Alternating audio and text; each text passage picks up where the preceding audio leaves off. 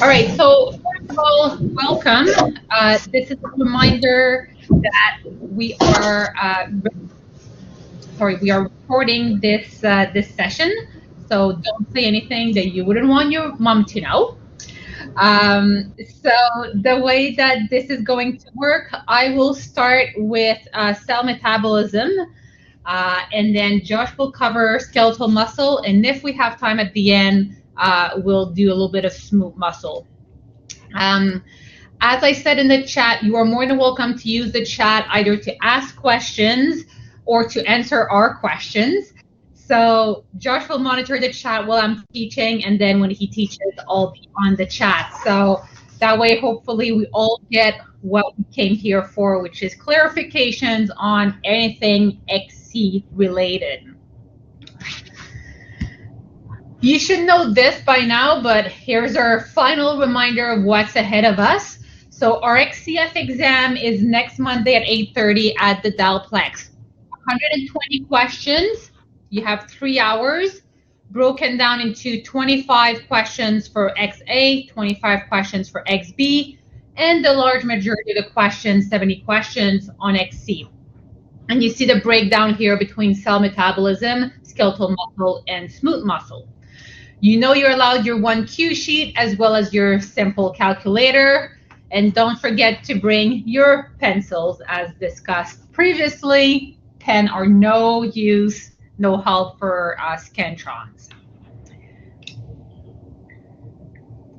All right, so here we go. So we're starting here with cell metabolism. And I want us to first look at enzymes, okay? So obviously we're not going to review all of the learning objectives in the next 30 minutes, but let's remind ourselves what enzymes are and what they do, right? So here, anything in blue represents an enzyme, and the idea is that enzymes facilitate and speed up chemical reactions, and we discuss how they do that by lowering that activation energy. So the molecules need less energy in order for that chemical reactions to happen. Now, how fast any given chemical reaction happens is based on the activity of these enzymes. So if an enzyme has a low activity, the reaction rate is low. If an enzyme has a high activity, the chemical reaction rate is high. And we've talked about different things that can either increase or decrease the activity of the enzymes, okay? So here we're looking at 4 different schematics from your textbook of things that can either increase or decrease an enzymatic reaction. So just by looking at the pictures, okay, and we have 4 to pick from, so it's either going to be a cofactor, a competitive inhibitor, an allosteric inhibitor, or an allosteric activator, okay? So what is A? What is B? What is C? And what is D? So use the chat, just basically write A is whatever it is, B is whatever it is, and then we'll discuss these factors. Give you guys a minute or two to do this.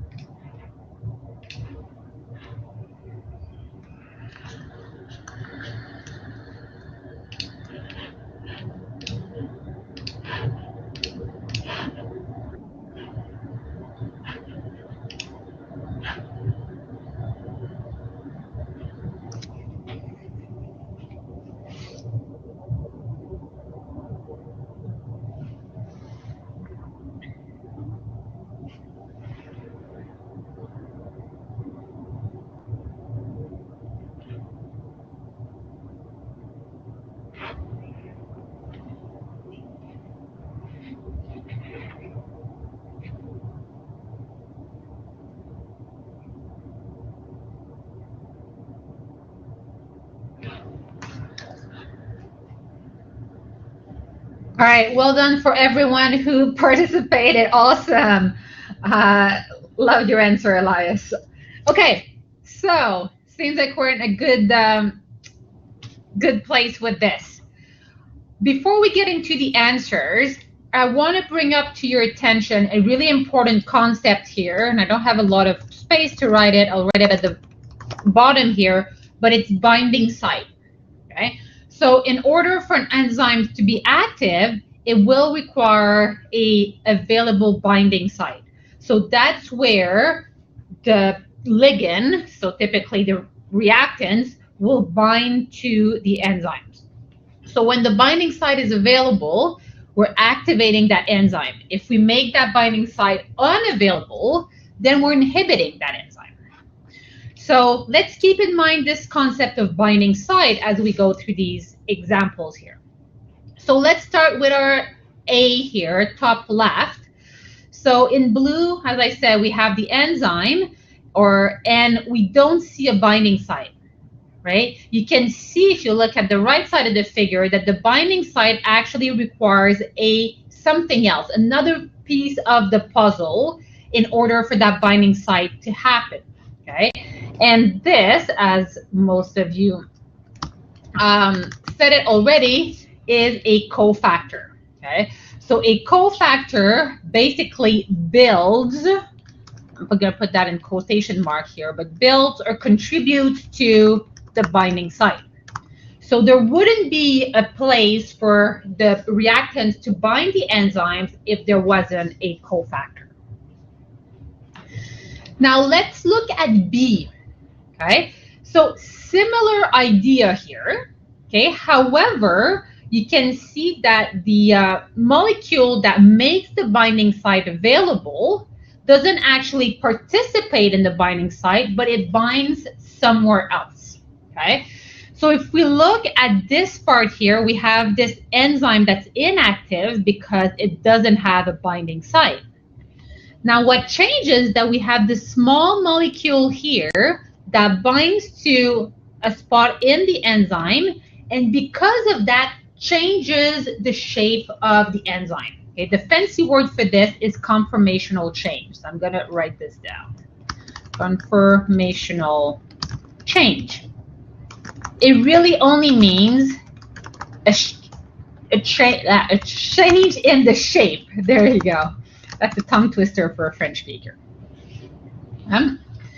The key thing here is where that molecule binds.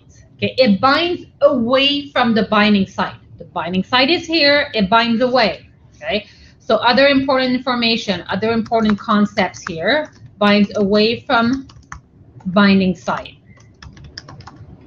Anytime that something binds away from the binding site, it has one word attached to it, and it's allosteric. Okay, so anything that binds away from the binding site is going to be called an allosteric something. Now, in this case, we have an allosteric molecule that activates the enzyme. It makes the binding site available. Therefore, that will be an allosteric activator. Let's contrast this with C. Okay, we still have a molecule that binds away from the binding site. So we know it's going to be an allosteric something. But in this case, the action of this molecule is to make the binding site unavailable or not available, right? So the allosteric inhibitor binds and now makes the binding site unavailable. So that is our allosteric inhibitor. And finally, D will be your competitive inhibitor. I'm going to write that down. The key point with the competitive inhibitor is where it binds. Competitive inhibitor. There we go. Okay. So we had our allosteric inhibitor binds away from the binding site. Our competitive inhibitor actually binds in the binding site and makes it unavailable. All right, let's try to make this pretty here so you guys can take a screenshot if you're interested. So the competitive inhibitor binds at the binding site. So it's very important for you guys to understand the differences between these four things that modulate an enzyme activity, either increases it or decreases it. 3 seconds for screenshot if you're interested, and then we go to a practice question. So building on what we just said here, look at all of these options and tell us which of the following would decrease the activity of the enzyme and therefore would also decrease the reaction rate. Just select all that applied questions. So use the chat to answer.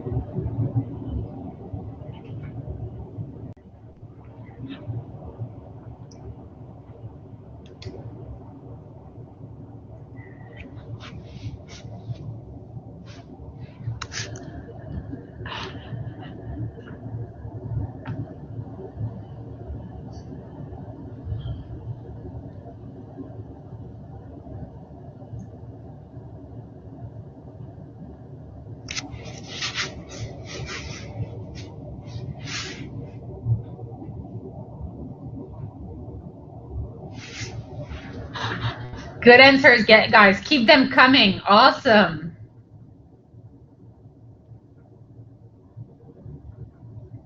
Okay, so let's start with those that were very popular.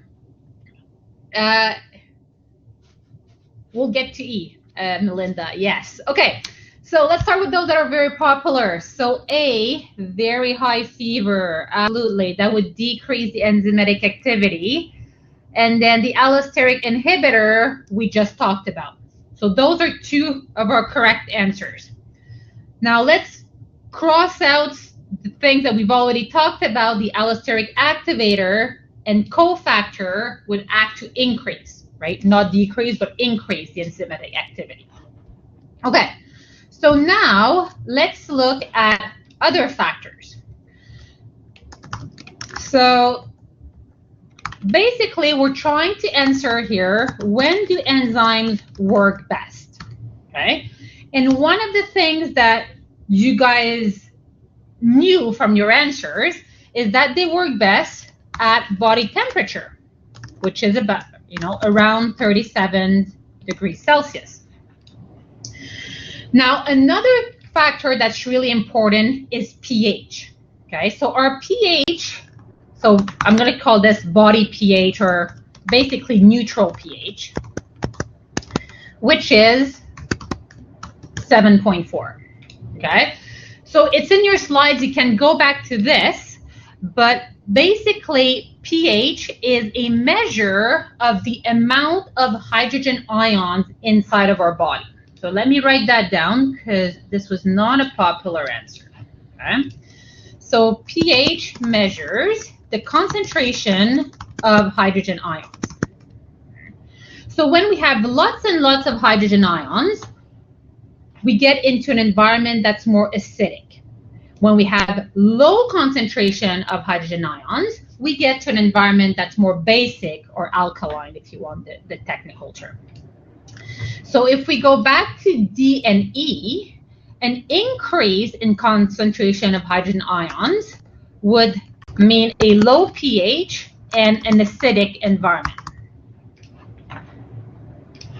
If you decrease the amount of hydrogen ions, which is the other spectrum, you get a high pH and a basic environment. The key thing here is that your enzymes work best at a neutral pH, or most of your enzymes work best at a neutral pH. When we get to GI, we'll see some exception here, but For the purpose of this unit, most enzymes work best at a neutral pH. So if you increase the pH a little bit, your enzymes are unhappy and the enzymatic activity would decrease. If you decrease the pH a little bit, the same thing happens. Unhappy enzymes decrease enzymatic activity. Therefore, D and E were both correct answers as well. Now, let's look at G and H. Increased enzyme concentration and increased substrate concentration would both increase the reaction rate and the enzymatic activity. So our four correct answers are A, C, D, and E, and hopefully it's now clear for everyone here. 3 seconds for screenshot if you're interested. Any follow-up questions in the chat?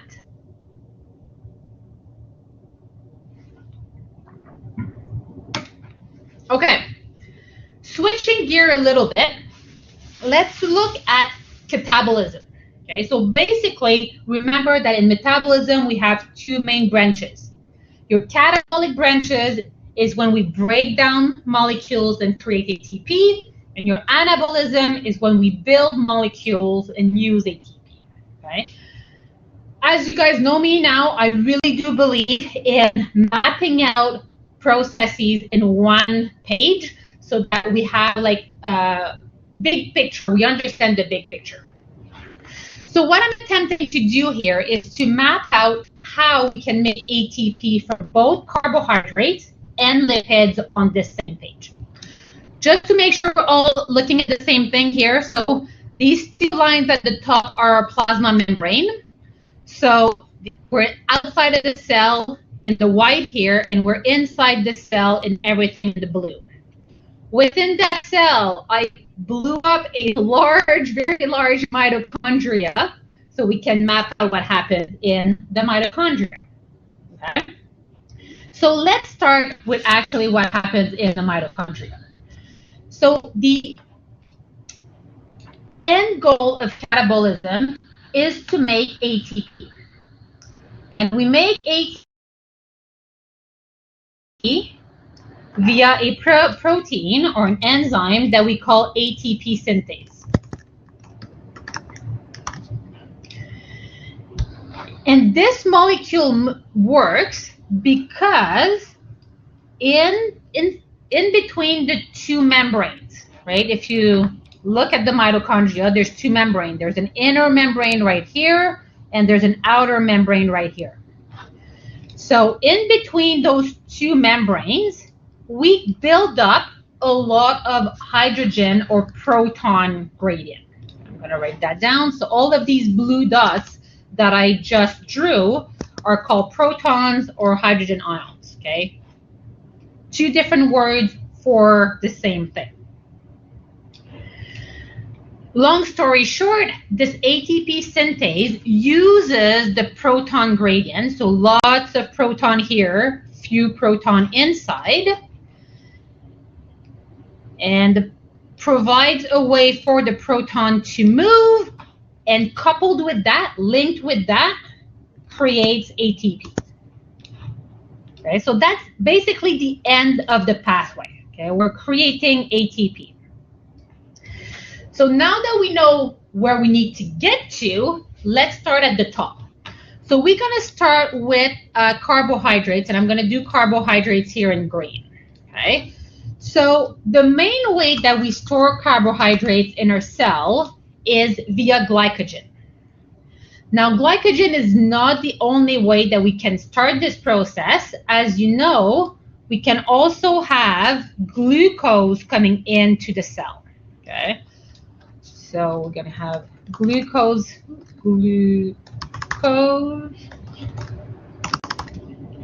coming into the cell.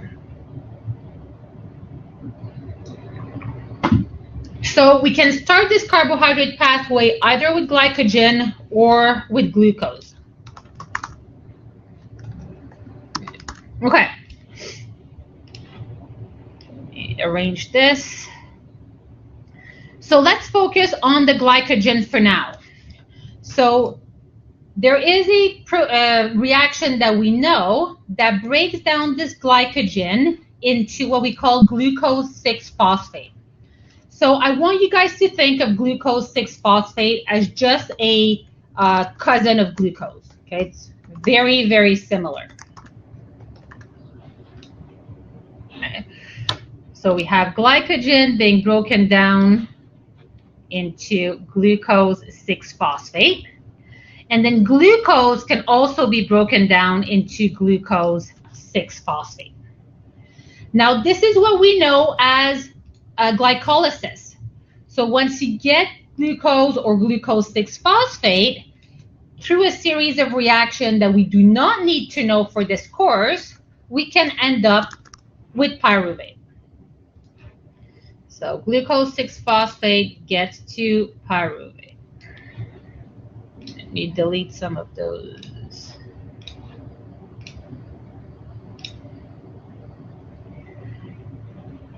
Nope.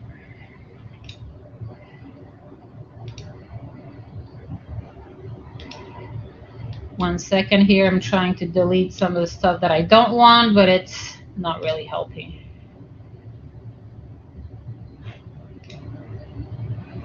All right, that's one thing. Second thing here, okay. So let's put those relevant arrows here again. So glycogen to glucose 6-phosphate, and then glucose 6-phosphate to pyruvate. So hopefully this is not too complicated. Now, the next thing we need to know is to know the name of these reactions. Okay? I've already mentioned one of them. Getting glucose all the way to pyruvate is called glycolysis. Now, getting glycogen to glucose 6-phosphate is called glycogenolysis. I'm going to write that down here, glycogenolysis. Move that. So I'm sure you remember glycogenolysis. Move that.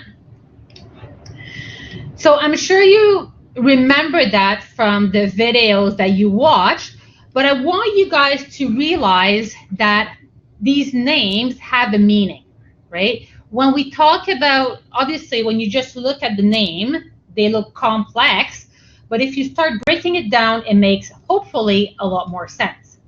And one of the things that I want you to focus on is the lysis part of things, right? Lysis means breakdown of, okay? So when we talk about glycolysis, we're talking about the breakdown of glucose. When we talk about glycogenolysis, we're talking about the breakdown of glycogen. If you think that way, and or if you have it on your cue sheet, we shouldn't have any issues in the exam. Okay, so that's our first part of our carbohydrate here. Now I'm going to switch color to indicate what happens in anaerobic conditions, right? Remember, anaerobic just means no oxygen or limiting oxygen. So with limiting oxygen, as you guys might remember, pyruvate is converted into lactate. And this is what we would call your anaerobic glycolysis. That's when we get from glucose all the way to lactate. I'm going to write that down. So in orange here, we have the anaerobic glycolysis. So this happens under very specific circumstances. But right now, as we're sitting or standing here, there's tons of oxygen available. So this pathway isn't really used a lot. Rather, what we do is pyruvate gets into the mitochondria and then get converted into acetyl-CoA. And here, I'm going to change the color to black because we'll see that the rest of this pathway is actually common, so it's shared between the carbohydrates in green and the lipids that we're going to do in a different color in a second. So this pyruvate to acetyl-CoA conversion is called pyruvate oxidation. You should also have that in your note. Pyruvate oxidation. From the acetyl-CoA, then we get into your citric acid cycle, which I'm going to abbreviate here, CAC, and then from the citric acid cycle, we produce all of these electron carriers that will then enter the electron transport chain, or the ETC. So let's pause here for a second. First, so I can put my arrows, and second, so that we can think about the relationship between the citric acid cycle and the electron transport chain. Okay? The role of the electron transport chain is to create this proton gradient. Okay? However, it needs proton. So where are these protons coming from? They're coming from the NADH and the NADH and the FADH2 that is produced during the citric acid cycle. So if you were to think about what is the main function of the citric acid cycle, it's to produce these electron carriers, FADH2 and NADH.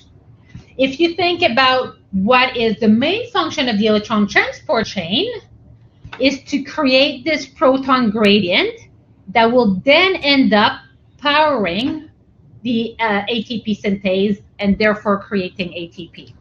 So the last arrow that I need here is our electron transport chain activates or powers the ATP synthase. Before I go to lipids, any questions on that?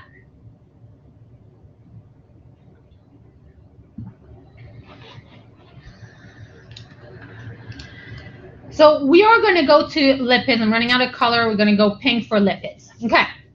So we often look at or teach, carbohydrate catabolism and lipids catabolism separately, but really there's a lot of things that are similar. Okay. So as you might remember, our lipids are stored in triglycerides. And triglycerides, I like to describe them as an alien with 3 legs. Here's our triglyceride here. Okay. So the head is a glycerol, and the 3 legs are 3 fatty acids. So to break this down, it's a fairly large molecule. It's actually going to require 2 main steps. The first step, which happens in the cytoplasm, is to break down the triglycerides into the glycerol, which is the head. I'm going to write it down. And then the 3 fatty acids, which are the legs. Acids, which are the legs. And anyone, and you can use the chat for this, guys, anyone remembers what this reaction is called? When you break down triglycerides into glycerol and fatty acid, what is it called?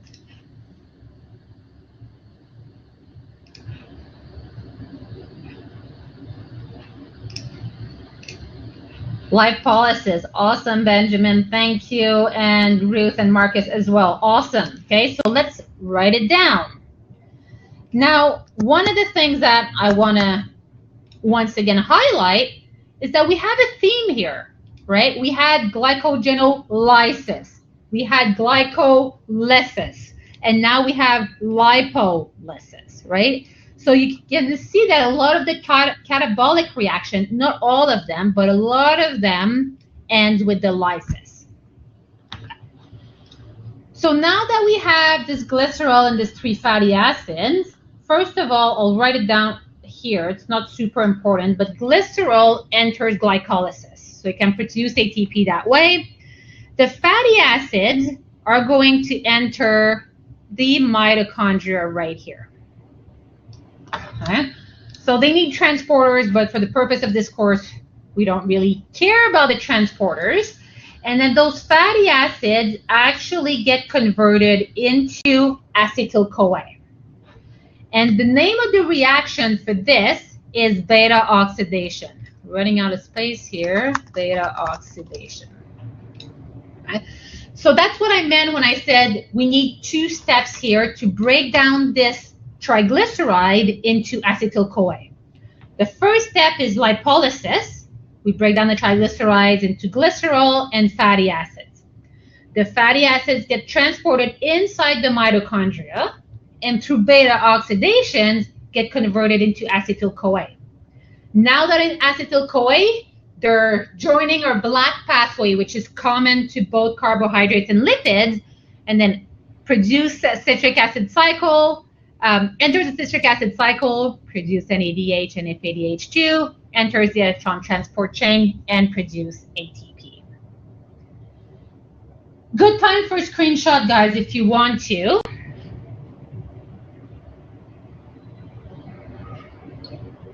Hopefully this helped you understand basically the big picture of catabolism. Carbohydrates in green, lipids in pink.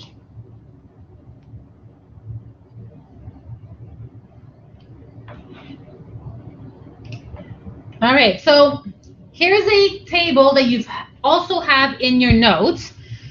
For the purpose of time, I'm going to skip this, but you guys should be familiar with how many NADH, how many FADH2, and how many molecules of ATP are produced through each of these steps for one molecule of glucose. Now, to see where we stand on this, let's look at this question, okay?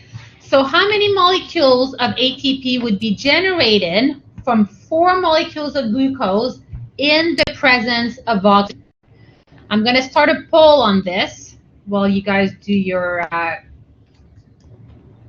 calculations.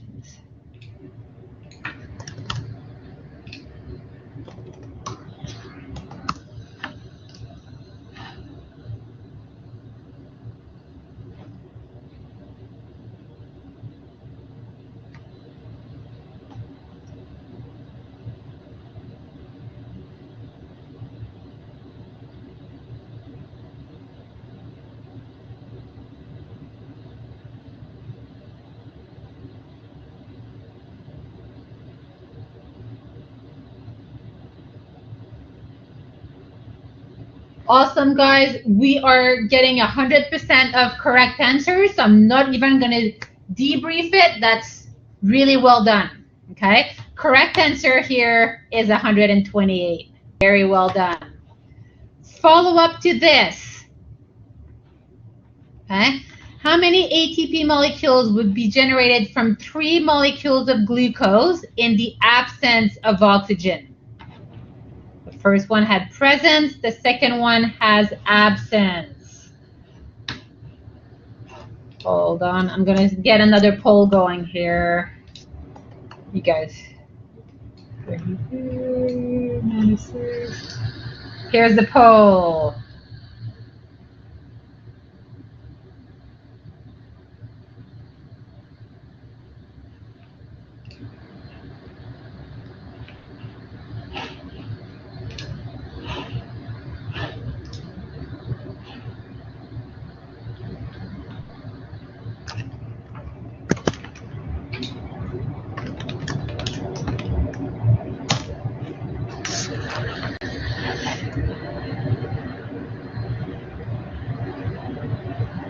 All right, so we're doing really well here.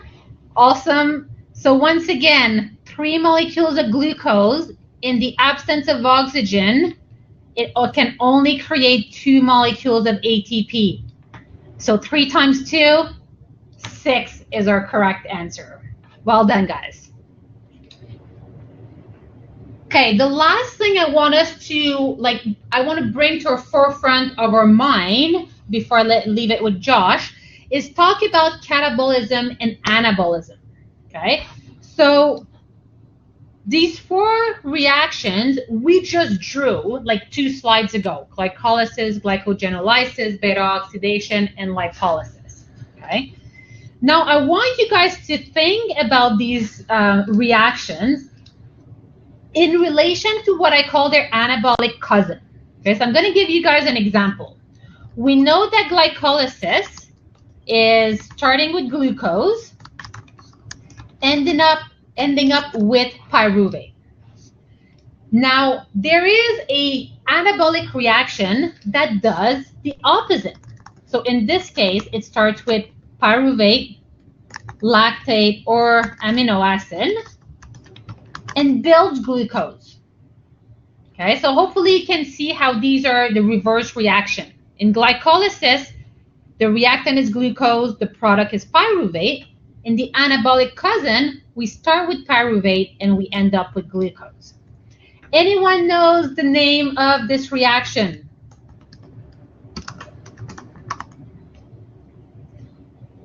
Start with pyruvate, ends up with glucose.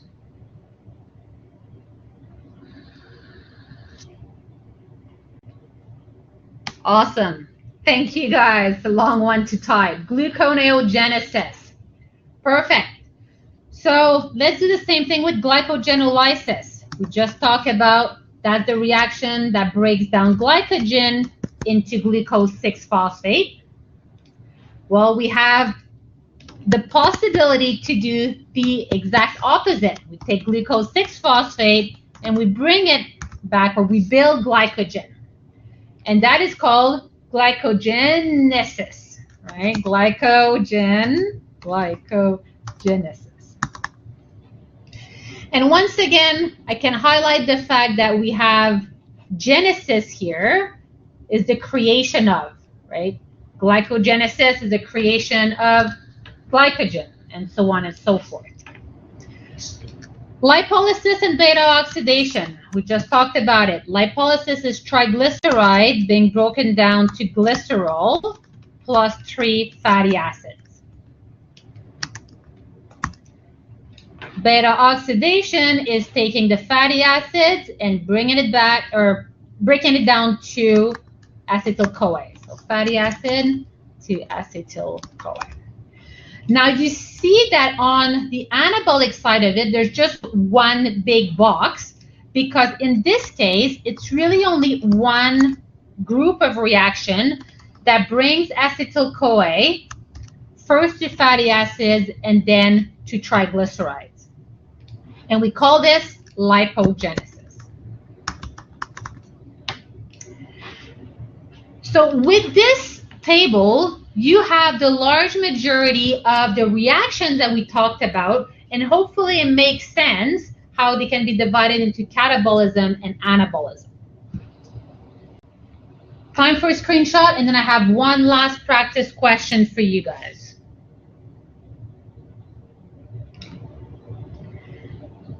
So here's my practice question. Which of the following reaction rates would increase if you're exercising for 2 hours? Select all that apply. Okay. So use the chat when you have an answer to this, but I want you to first think of, if I'm exercising for 2 hours, do I do mostly catabolic reactions? Does my body need mostly catabolic reactions, or does it mostly need anabolic reactions? And once you have this answer to this question, it should make it easier to find the correct answers. So you're relying more on catabolic or anabolic reactions.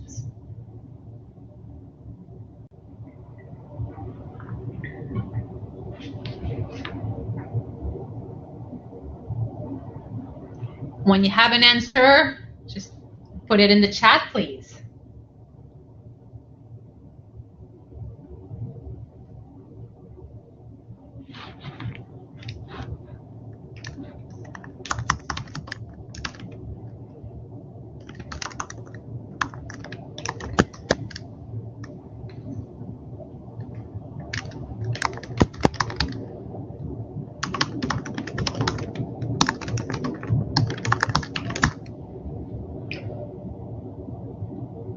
Awesome. So that sounded or looked at from the chat quite confident here. Here's the thought process. When you're exercising, especially if you're exercising for a long time, you need ATP. ATP is formed through catabolic reactions. So now the question really just becomes, which of these are catabolic reactions? We went through this: glycolysis, glycogenolysis, and lipolysis. So E, C, and D were the correct answers. Well done, guys. I'll leave it to Josh to follow up with skeletal muscle. If you have any follow-up questions, I'm going to stick in the chat, so don't hesitate to ask. Okay, great. Thank you. Thank you, Marie-Soleil, for the great review of metabolism.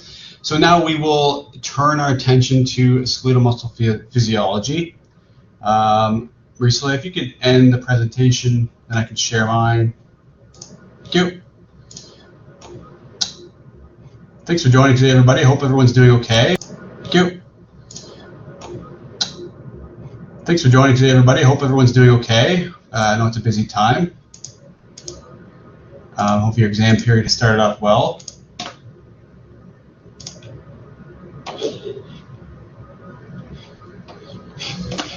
There we go. Okay, so let's review what we learned in skeletal muscle. So I hope to get through, like, pretty much, a lot of what we talked about in skeletal muscle physiology, and I want to kind of go through what we learned, kind of in this kind of idea of kind of muscle contraction. Right? You're at the gym, you're working out, and what I wanted to do is draw out. We're going to do a lot of drawing today. We're going to draw out the physiological mechanism that a single muscle fiber would take to perform a bicep curl. Okay, so you're in the gym, you want to do a bicep curl, well, you need to contract your muscle. Okay, you should know by now when you want to contract your muscle, when you contract your bicep to lift that weight, your sarcomeres in your muscle are going to shorten. Okay, so we need sarcomere shortening for contraction. Okay, and we really learned two different steps that are involved in order for us to shorten the sarcomere. Right, we learned first, well, we need excitation contraction coupling, where we need to generate an action potential on the muscle fiber or the muscle cell, and that action potential is going to lead to calcium increase. Right, an action potential on the muscle cell is going to lead to calcium release. Right, that's really kind of sums up excitation contraction coupling. Okay, and then when we have calcium release, well, calcium is going to allow for cross-bridge cycling, which is the actual process in which how the sarcomere is going to shorten. And when we have shortening of the sarcomeres, well, the overall muscle cell will shorten, and that's going to generate force in order to pull up that weight when you're doing a bicep curl. Okay, so what I want to do is draw out these processes. Okay, draw out excitation, contraction, coupling, cross-bridge cycling, and then I want to draw out relaxation. Right, in the bicep curl, you don't end with the contraction; you need to relax it, and that involves lengthening the sarcomere. Okay, I want to draw out the process and how we can lengthen the sarcomere, and I'll give you a hint. We have to decrease calcium. Okay, so we'll go through that and see why that is. Now, I just want to, before we move on, we're going to look at what happens in a single muscle fiber or a single muscle cell. Right, that's really how you learned this in this module. But keep in mind, like when you're doing a bicep curl at the gym, there's lots of muscle fibers contracting. Right, we're going to look at how one muscle fiber contracts, but when you're lifting a weight, there's lots of muscle fibers in this bicep that are going to shorten. Okay, but let's look at how it works with one. So here is a schematic that we can draw on, and I recommend, if you guys are with us live, to draw with me here. Okay, drawing is a great way to learn and retain and memorize. Okay, so so if you want to get the slides and draw with me, that would be awesome. Also, I would recommend, when we finish today, I would recommend downloading fresh slides and doing it from memory. Okay, if you can do this from memory, you're doing well, and the steps involved in contraction and relaxation. Okay, so let's start off from the beginning. Let's start off with an action potential going down a somatic motor nerve. Okay, actually, let's just. I want to title this slide. Let's title it excitation contraction coupling. That's not how you spell contraction. Sorry.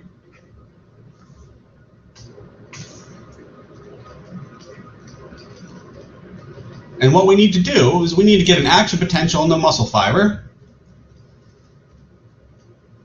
and that needs to result in increase in calcium. Okay, so all the steps involved in between an action potential generation on the muscle fiber and calcium release inside the muscle cell, those are the steps involved in excitation contraction coupling. So let's draw those out.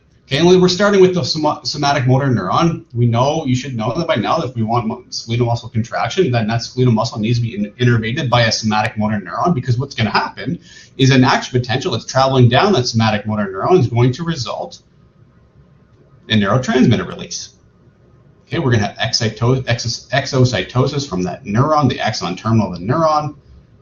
Okay, and there's going to be a release of neurotransmitters in the space between the neuron and the muscle cell. And this actually space has a special name. Does anyone want to, in the chat, quickly write out what this space is called? Right, this space right here. Whoops, sorry guys. Anybody know? Space right here between the neuron and the muscle cell. Good, Ruth. Neuromuscular junction. Okay, the neuromuscular junction, we're going to have release of acetylcholine. Okay, that is the neurotransmitter. It's acetylcholine that's released. Okay, now acetylcholine is only released on certain regions of the muscle cell membrane, right? This is the muscle cell membrane. And we don't have acetylcholine released on all spots of the skeletal muscle membrane. Okay, it's only released on certain areas, and we actually have a special name for the areas in which acetylcholine is released on. Okay, does anyone want to tell me what the specific name that we use to call this space where acetylcholine is released?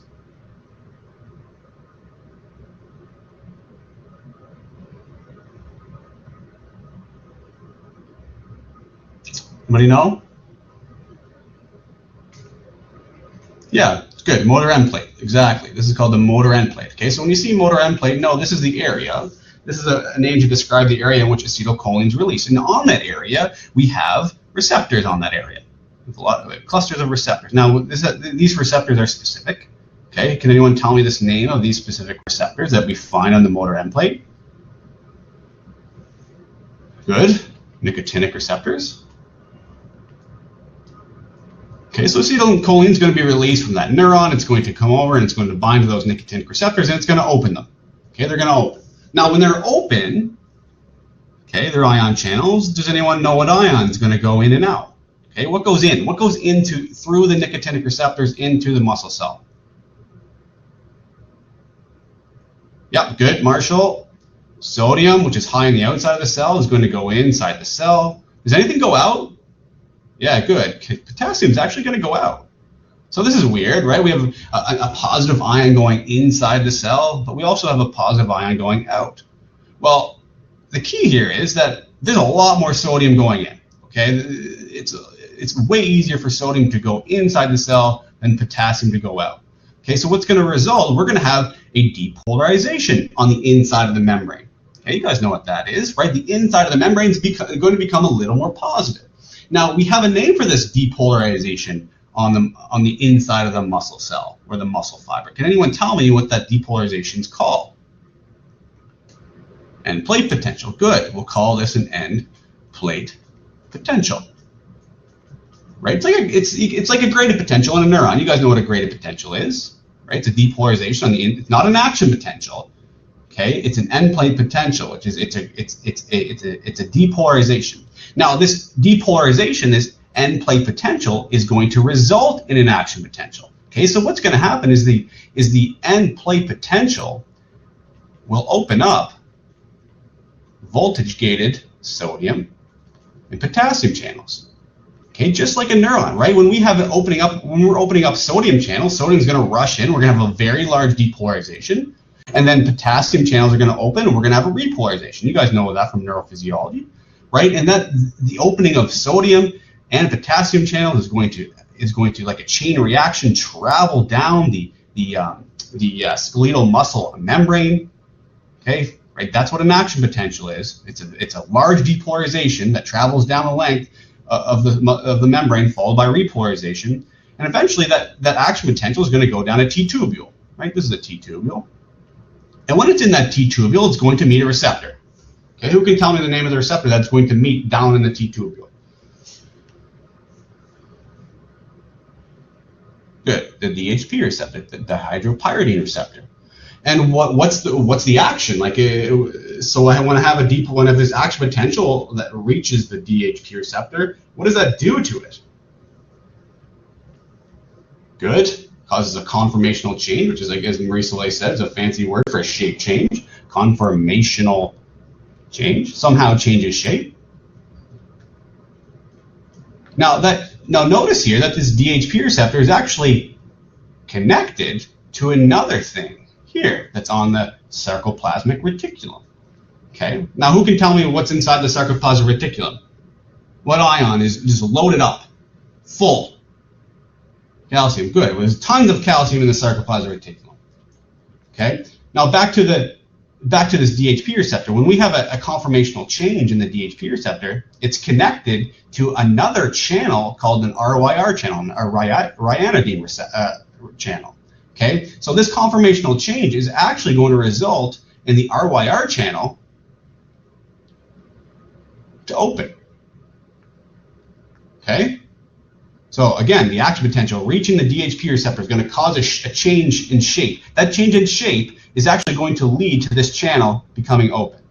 Okay, and if that channel is open, well, calcium is going to go from an area of high concentration to an area of low concentration. It's going to go out in the cytoplasm. So we're going to have an increase in the concentration of calcium out here.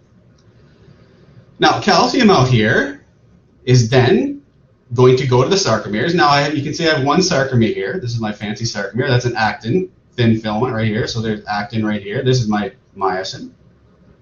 Now, I've only had one, but in reality, calcium is going to flood all those myofibrils, and there's going to be calcium binding onto those actin molecules, okay, all over the place. Now, what specifically is calcium going to bind to on the sarcomere?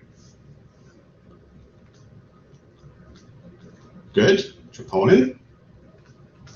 Okay, so if calcium binds to troponin, what's going to happen? What's troponin going to do? It's going to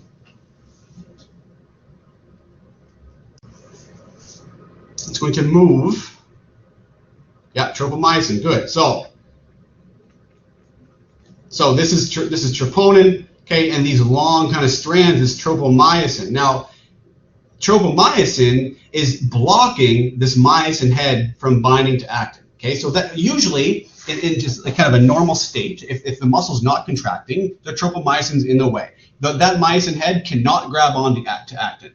But in the presence of calcium, calcium's going to bind to troponin. It's going to cause tropomyosin to move, and it's going to expose actin to myosin,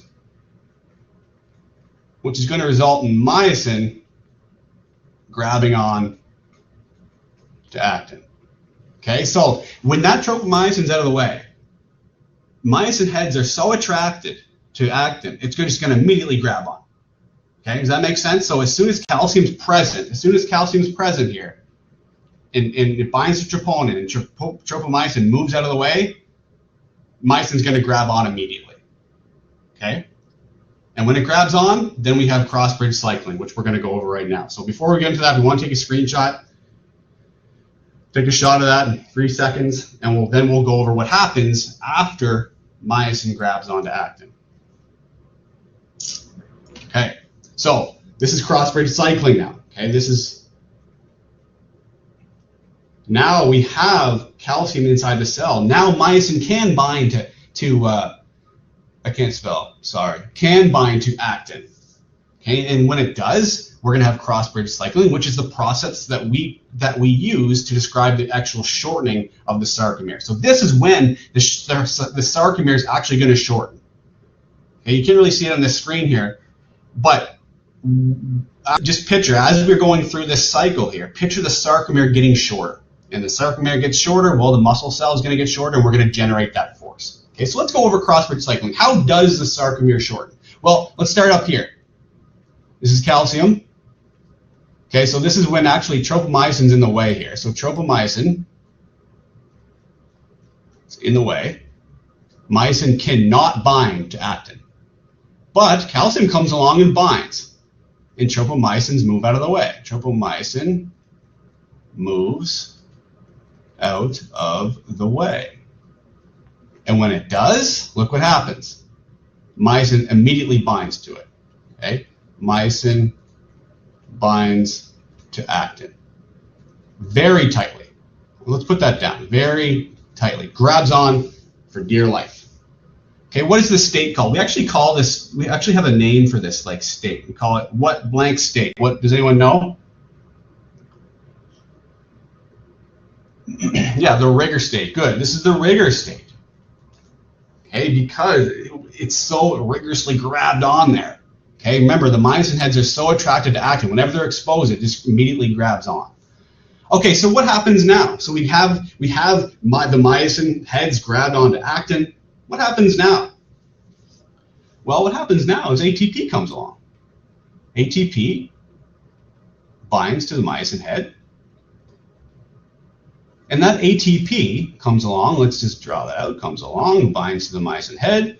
Well, in the binding of ATP actually decreases the affinity. Okay, so when ATP is bound to it, myosin doesn't want to attach to actin that much anymore. So ATP will bind to the myosin head, and the myosin head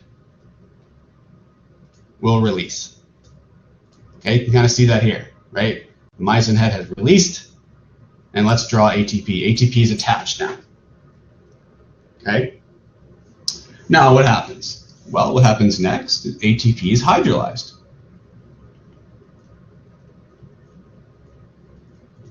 Okay, what does hydrolyzed mean? Well, it means ATP is going to react with water to make ADP and phosphate. And a lot of energy. You guys know that from metabolism, right? The breakdown of ATP, when it reacts with water, it's going to make ADP and phosphate and a lot of energy.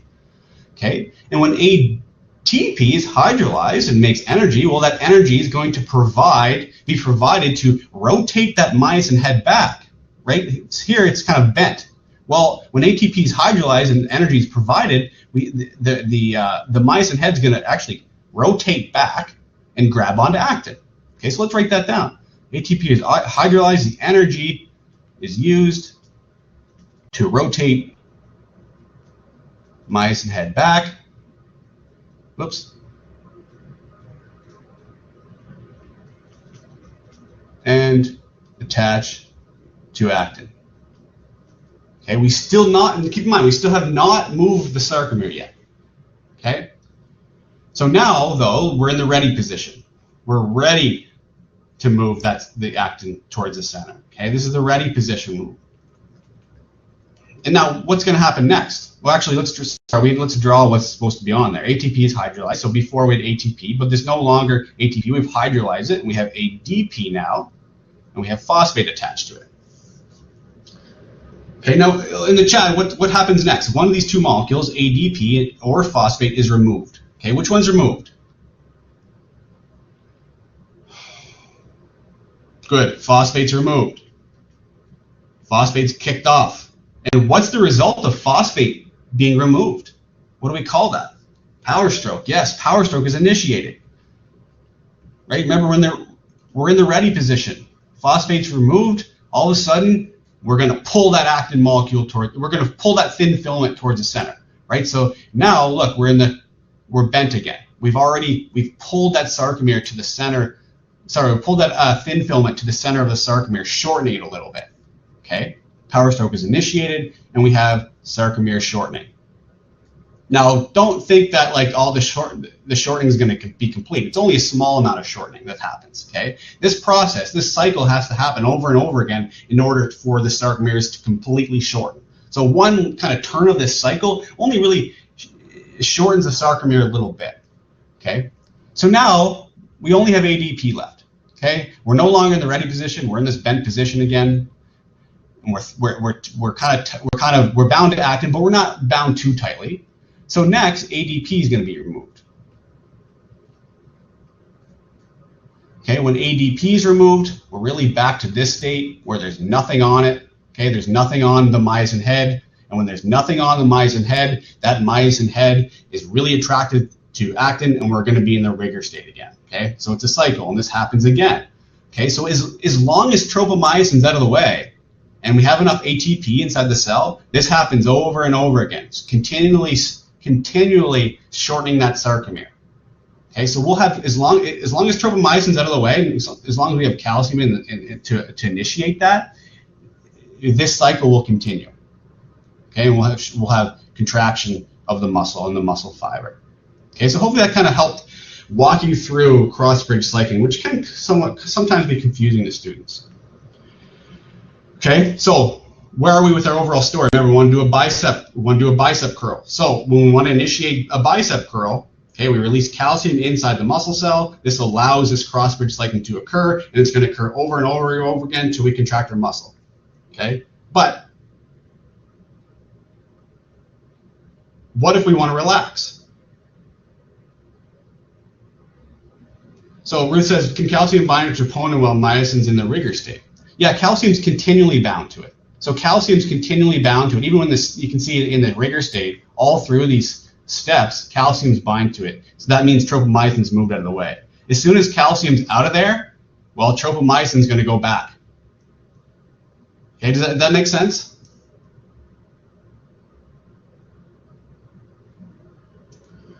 So we want to relax our muscle now. Okay, so how do we relax it? What do we need to do? Well, we need tropomyosin to move back to original position and block myosin from binding to actin.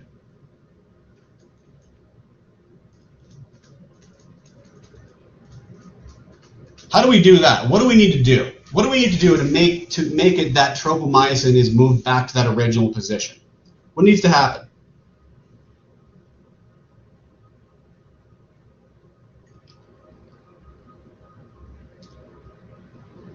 Yeah, less calcium. That's right. If we get rid of calcium, that's right. Good. If we get rid of calcium,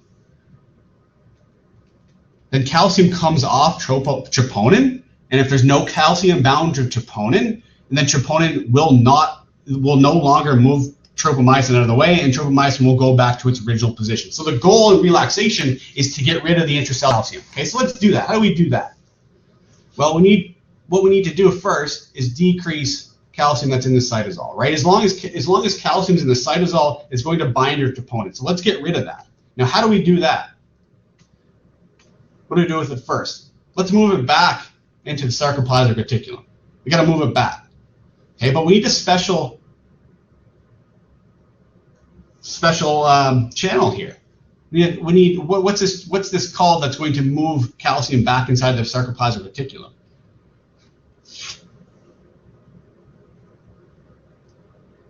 It's called the sarcoplasmic reticulum calcium ATPase. Okay, it's an ATPase. It uses, yeah, it's good. It uses ATP to pump calcium against its concentration gradient, pumping it back inside the sarcoplasmic reticulum. Okay, so that's gonna decrease the amount of calcium in the cytosol. Now, when we have a decrease in the amount of calcium in the cytosol, calcium on troponin is actually going to come off. So if there's a low amount of calcium in the cytosol, that's going to lead calcium. It's going to lead to calcium coming off troponin. Okay, so this calcium ATPase is going to move calcium into the sarcoplasmic reticulum. That's going to lead to calcium coming off to troponin. That's going to lead to tropomyosin moving back to original position.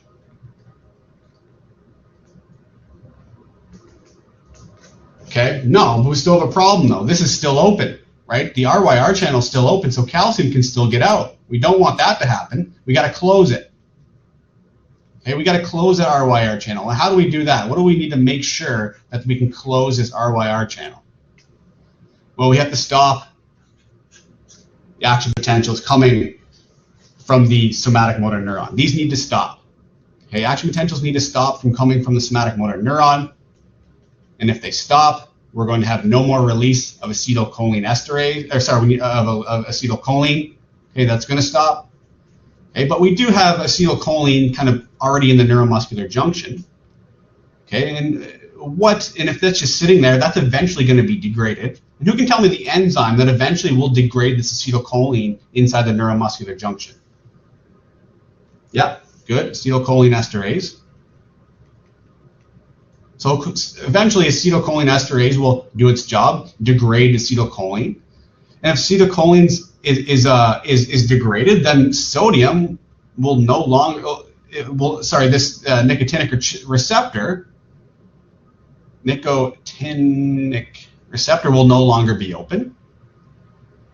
Okay, and if it's not open, then sodium will no longer go in. So the end plate potential will stop. We will no longer have a depolarization. And if we no longer have a depolarization, then the action potential will stop. And if there's no action potential, the DHP receptor will go back to its original position.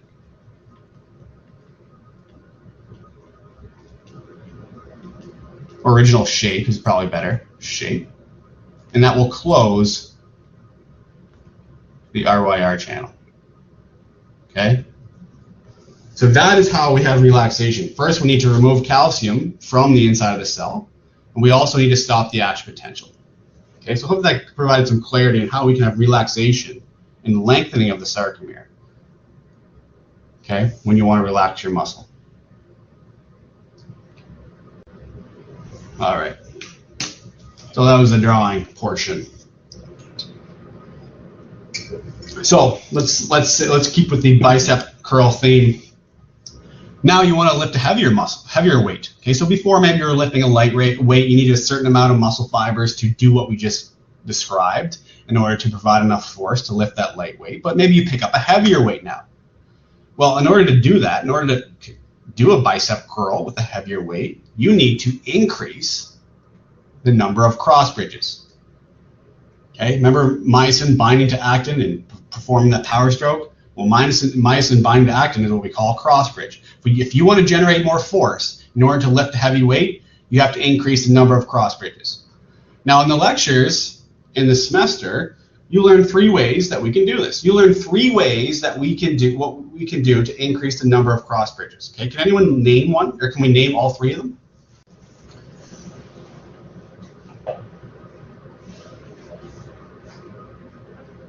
Anybody have one? Good increase action potential frequency. Okay, and we'll go through in a little more detail each one of these so you have a better idea, but let's just list them first. Kai, do you have another name for this that people may have read? It's another, what do we call this increase in action potential frequency? Yeah, temporal summation. Good. Temporal summation in order to increase the number of cross bridges in a muscle fiber. This is kind of, you can think of this in a single muscle fiber. Okay, we need to increase action potential frequency. Okay, well, in just a minute we'll describe why that is. Anyone have another one? Good, resting sarcomere length, or optimal. Yeah, optimal works. So actually, it's optimal resting sarcomere length. Probably a little more accurate. Optimal resting sarcomere length. And spatial summation, good. Okay, so let's describe each one of these. Let's make sure we know what each one of these are and how they're going to increase the number of cross bridges. So let's start with the optimal length of sarcomere. Okay, a quick question. Which sarcomere would allow for the greatest number of cross bridges and force generation? A or B? B. We got a B. That's right. Right, that you can kind of even see it right now, right? We have an increased number of cross bridges. There's more overlap between actin and myosin. There's going to be more myosin binding sites on actin. Okay, this is going to allow for more cross bridges, right? Each one of those myosin heads can now perform. Oh, sorry, this is the wrong direction. Each one of those myosin heads can now perform a power stroke, which is going to provide more force when shortening the sarcomere, right? If we only had one myosin binding to actin, it wouldn't, like right here, it wouldn't produce much force, right? We only have one moving it towards the center. But here we have much more. And you can kind of picture this. It's kind of easy to picture if anyone has ever done bicep curl or even lifted any weight with their arm. Okay, this corresponds to this sarcomere length. Okay, when your arm is lengthened. Okay, in this position, when it's at 90 degrees, really corresponds to this sarcomere length. So you can kind of probably intuitively imagine when your arm, picture like having something heavy and you want to contract your bicep. It's much harder to contract that bicep when your arm's starting at a lengthened position right here. But if you start that contraction, lifting that something heavy from this position, it's a lot easier. Well, that's why, is because there's more overlap. There's more cross bridges that can be formed and more force generation. Okay. Okay, let's move on to spatial summation. Okay, which is really, we're going to activate more muscle fibers. Okay, let's describe this. So this is easy, but let's just fill in the blanks here first. So to increase the number of cross bridges, a greater or lesser number of motor protons will simultaneously generate action potentials in greater or lesser number of muscle fibers. Okay, so let's go back from the beginning. To increase the number of cross bridges, a greater or lesser number of motor neurons.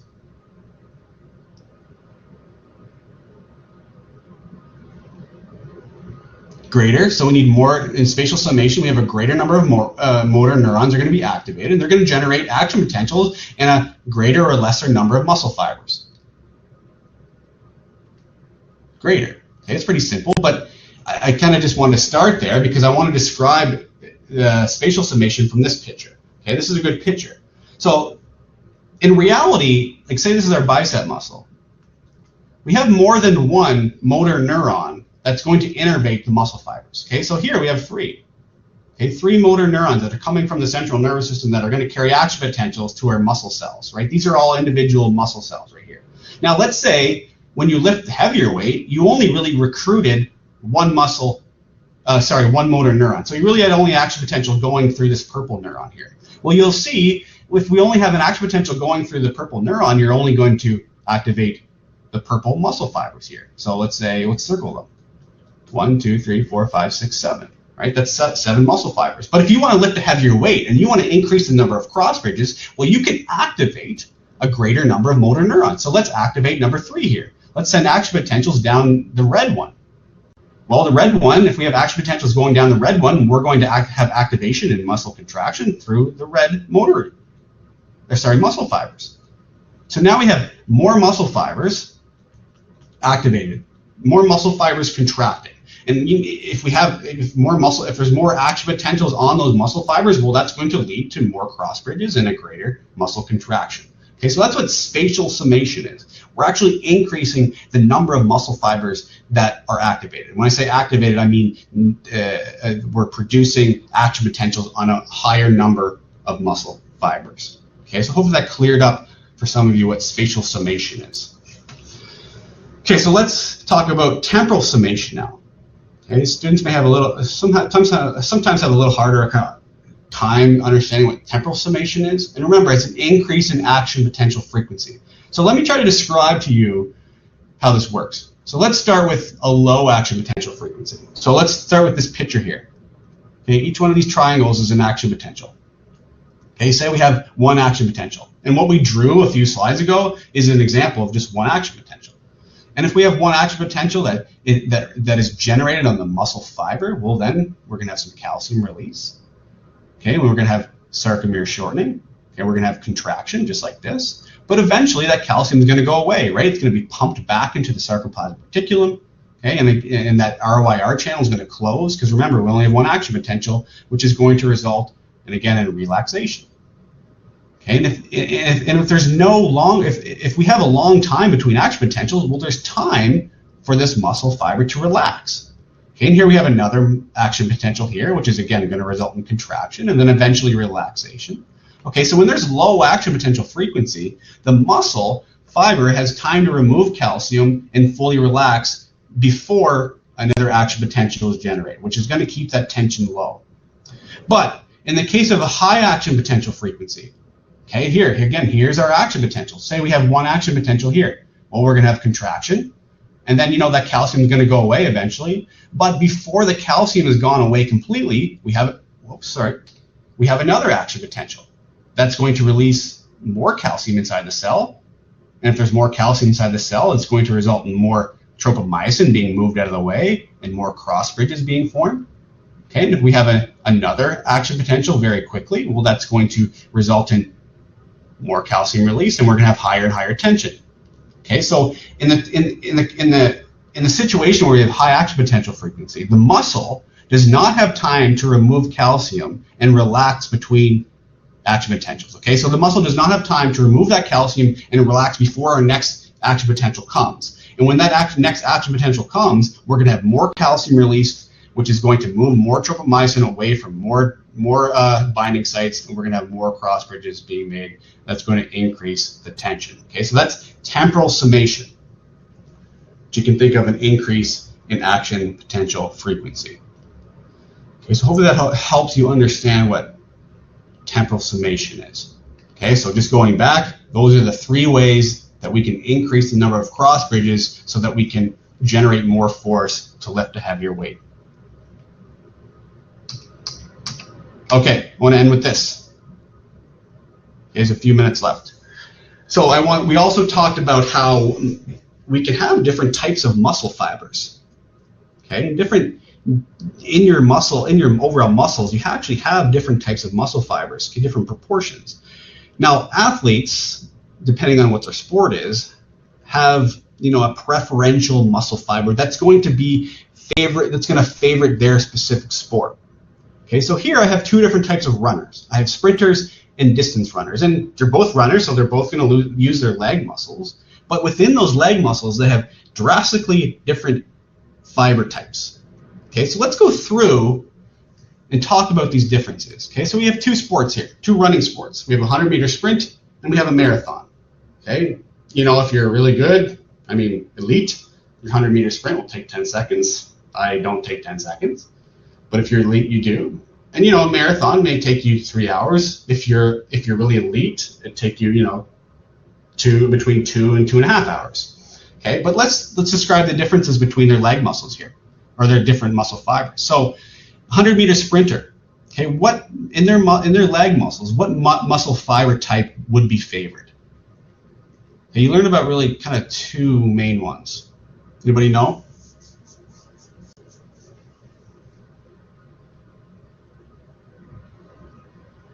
Yeah, type 2X, good. Okay, type 2X. Okay, what about a marathon runner? What's their fiber type? Yeah, they have a type 1 fiber type. Okay, so, okay, cool. Well, type 2X, okay, what does that mean? Well, type 2X has a specific myosin ATP isoform. Does anyone want to tell me? We really describe it as like fast or slow. So what would the type 2X isoform be? Fast or slow? Fast, yeah. And so what is that? What does that mean? Well, so the ATPase is going to hydrolyze it. When we talked about cross-bridge cycling, it's going to hydrolyze that ATP, which is going to release energy, which moves that myosin head into the ready position. Well, it's really fast in type 2X muscle fibers. It can work really fast. So cross-bridge cycling happens very, very fast. It's the sarcomere shortening, like the actual shortening of the sarcomere, is going to be extremely quick. Okay, so we'll say that's fast. Now with type 1, it's slower, right? Doesn't work as fast. Yeah, good. The myosin ATPase, when it hydrolyzes ATP to make that energy to move that myosin head in the ready position, it acts a little slower. Okay, so the cross-bridge cycling doesn't happen as fast. So we also talked about ATP regeneration. Okay, so obviously you need ATP for cross-bridge cycling, right? Remember, when you bind ATP to the myosin head, it takes off that myosin head from actin. Okay, so ATP needs to be in the muscle cell. So you need a constant production of ATP. So considering that 100-meter sprint only lasts 10 seconds, what ATP regeneration system is probably going to be used in those sprinters for 10 seconds? Anaerobic, yeah. I'm actually looking for another one. You can get ATP even quicker. Another word for it.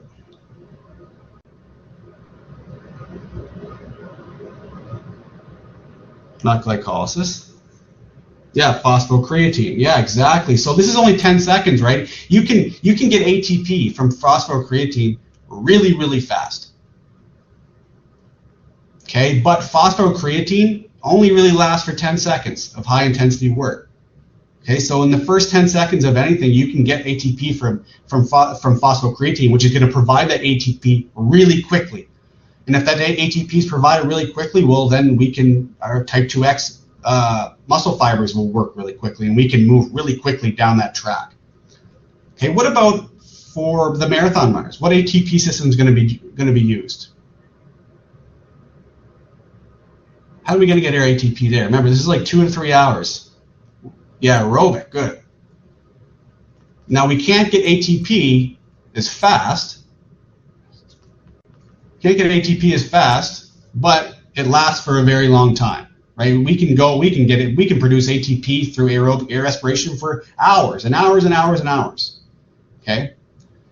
Which allows us to run for 2 or 3 hours. Okay, quickly, just to finish, mitochondria density, is that going to be high or low in the 100-meter sprinters, type 2X muscle fibers? Low, yeah, we don't really need it, right? Mitochondria is really for aerobic respiration. We're just getting ATP for phosphocreatine. We don't need mitochondria.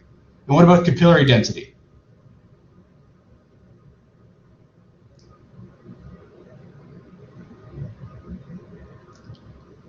It's going to be low, good. We don't really need oxygen. But when it's aerobic respiration, it needs to be high.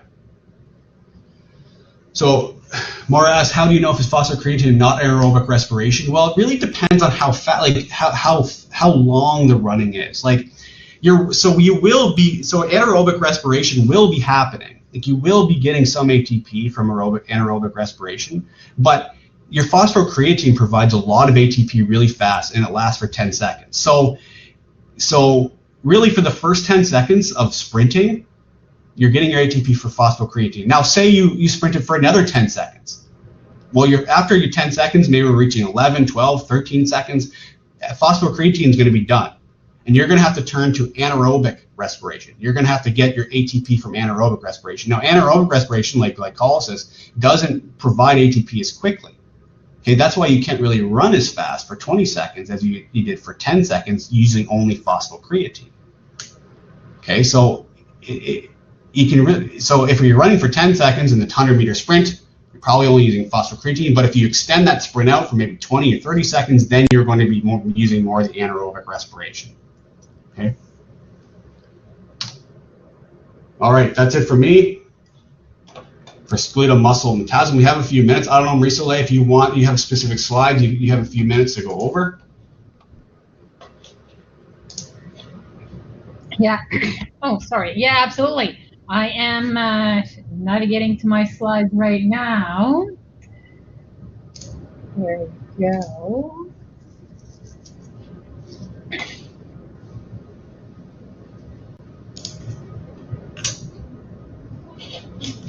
We'll do slides 13 and 14, guys. Excuse me about that.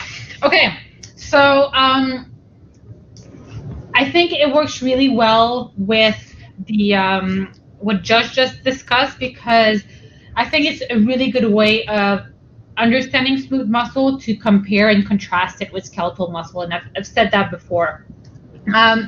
So I just want to quickly draw what happens during smooth muscle contraction. And once again, extracellular fluid at the top here in white, and then inside this cell at the bottom here. And the first thing I want to draw your attention to is where calcium comes from, right? So in smooth muscle, we know that calcium comes from the extracellular fluid, which is what we see on the left here, as well as the sarcoplasmic reticulum, okay? So I'm going to put number 1 here, and we're going to go to the next slide and talk a little bit more about what this means. So basically, this is going to be a 1. I can put it here as well. 1 is basically calcium concentration increases. So that will be like the first step of smooth muscle contraction. Now, what needs a little bit more detail here is looking at where and how does this calcium concentration happen. Hold on, putting this in a good spot right here. Okay. So there is some that come from the extracellular fluid, but there's also some that come from the sarcoplasmic reticulum. Josh talked about it. That's our calcium storage inside our cell. Now, what I want to focus on, and we'll go to the next slide for this, is this channel, okay? And by this channel, I should actually mean these channels, because there's different types of channels that will allow calcium to exit the sarcoplasmic reticulum and get into the sarcoplasm. Next slide. There's two in this course that we're mostly focused on, okay?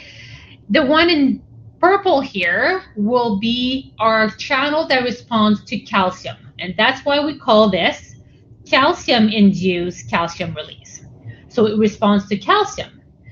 The other channel in turquoise here will be a channel that responds to IP3. So it's an IP3 mediated calcium release. So now, as we know, different smooth muscle cells have different channels and so on. So these channels would typically be expressed in different smooth muscle cells. So for instance, totally making this up right now, this channel, a calcium channel, could be expressed in the smooth muscle from your eyes, while IP3 could be expressed in the smooth muscle from your gastrointestinal tract, for instance. For the purpose of this course, we really need to understand both channels, right? So let's start on the left with our calcium-induced calcium release. So the channel that's going to respond to calcium, we already know it. It's our ryanodin receptor, or RYR, right? So this is our channel, and what happens is that this channel has binding sites. So I'm drawing the binding sites here in black for calcium. So all the calcium here going to combine to your ryanodin receptor. So if you think about it, calcium might have already come in through a channel on our plasma membrane. So in other words, this hypothetical calcium here came from the extracellular fluid, right? It came into the intracellular fluid and now binds to its binding site on the RYR receptor. That allows RYR to open, and as a result, calcium from the sarcoplasmic reticulum exits, and now we have even more calcium inside our sarcoplasm. So that's one way that we can get calcium exiting the sarcoplasmic reticulum via a calcium signal. Now let's move on to the right side of this slide and look at what happened with IP3. So now this brings us back to our block XA, where we talk about cell communication. So during that module, we talked about a G protein coupled receptor that's linked with phospholipase C, and that uses the second messenger's diacylglycerol and IP3. Okay, so this is a quick reminder of this is a pathway we already know, we already discussed. And now we're talking about what does IP3 do, right? So now you can imagine a smooth muscle that does express a G protein coupled receptor, and as a result of this pathway, there's IP3 inside the cell. So let me draw some IP3 here inside the cell. So this is IP3. Now from there, this concept is actually quite similar. So this channel on the membrane of the sarcoplasmic reticulum has binding sites, and IP3 will bind to these binding sites. That allows that channel to open, and then more calcium can exit the sarcoplasmic reticulum, and now we have more calcium inside the cytoplasm. Right? So when you compare and contrast these two processes, they're not that different, right? It's just that the signal is different. Calcium and IP3, they have slightly different channels, but the actual result, which is increasing the calcium concentration inside the smooth muscle cell, is actually the same. So now let's go back to our smooth muscle contraction here. Time for screenshots if you want to. So this is how we get calcium concentration to increase, which is our step one of our smooth muscle contraction. Now, once we have this, calcium binds to calmodulin, which is our step 2 here. 2. Okay, so CAM in green is your calmodulin protein. Typical traditional exam question, right? We need to know that calcium binds to troponin in skeletal muscle and calmodulin in smooth muscle. So that's your step 2. Step 3 is your myosin light chain kinase, or MLCK. So MLCK is activated not by calcium only, not by calmodulin only, but really by the complex of calmodulin bound to calcium. So you need both of them together in order to activate MLCK. The most important letter of MLCK is the K, okay? Because it stands for kinase. And remember that kinase is an enzyme that always phosphorylate another protein. And we know that this phosphorylation sometimes would increase the activity of that target protein, sometimes decreases it. Here, it's specifically going to phosphorylate the myosin light chain. So to understand this, we have to realize that myosin is this long protein, and around the neck region of the myosin, there are these light chains that are actually responsible for the regulation of myosin. So it's those light chains that now have a phosphate group on it. Okay, so my P's here are to represent phosphorylation. So your MLCK will phosphorylate, so that will be your step 4, the myosin light chain. And the step 5 is the activation of the myosin ATPase. So once again, the light chains are right here, kind of in purple here, and the myosin ATPase is at the head of the myosin, so over here.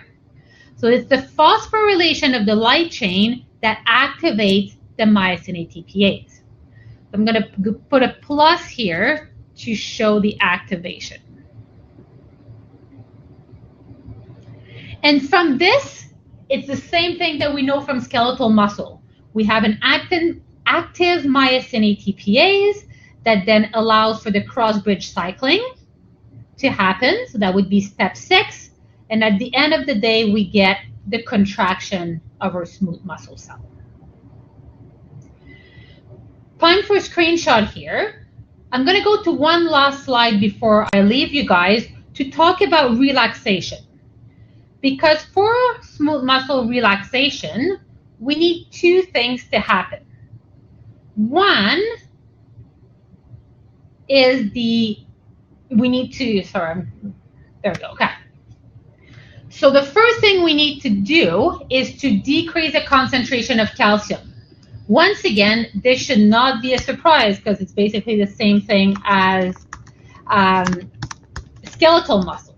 So the first thing that we need for smooth muscle relaxation is to decrease calcium concentration in the intracellular fluid or in the sarcoplasm.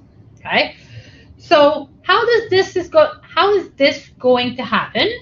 It's going to happen through the 3 proteins that are in red here. Okay. These are all calcium ATPase that will transport calcium against their concentration gradient. So we have a calcium ATPase right here. We have a calcium sodium exchanger right here. Okay. Different types of protein, but the transport is always in the same direction. We transport calcium from the intracellular fluid to the extracellular fluid.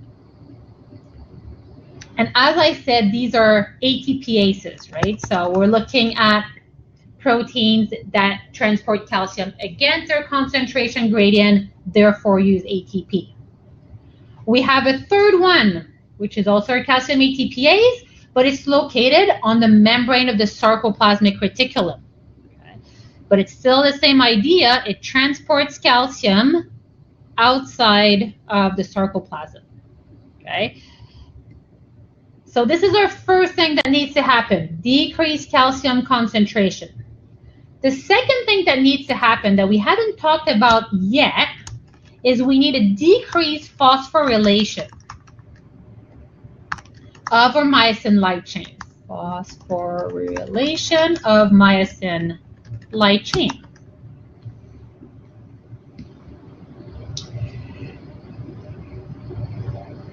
So how is this going to happen? So I'm going to draw our number 2 here. Hold on.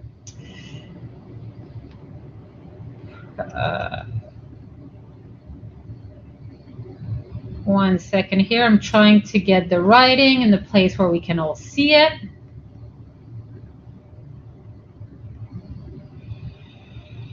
Maybe it will happen, maybe it will not happen. There we go. Okay. So I'm going to draw this number 2 here, different colors, so it's easier for us to follow. I'm going to go red. Okay. So we need to decrease phosphorylation of the myosin light chain. So remember here that we have the P's here represents your phosphate group on your myosin light chain. We need to get rid of this in order for a smooth muscle to relax. And now we get 2 things. First, your MLCK, that's your kinase, right? That's the one that puts the phosphate group. Because of low calcium, it will actually decrease its activity. At the same time, the myosin light chain phosphatase, so the P here stands for phosphatase. Phosphatase. Okay. So the kinase puts the phosphate group on it, the phosphatase takes it away.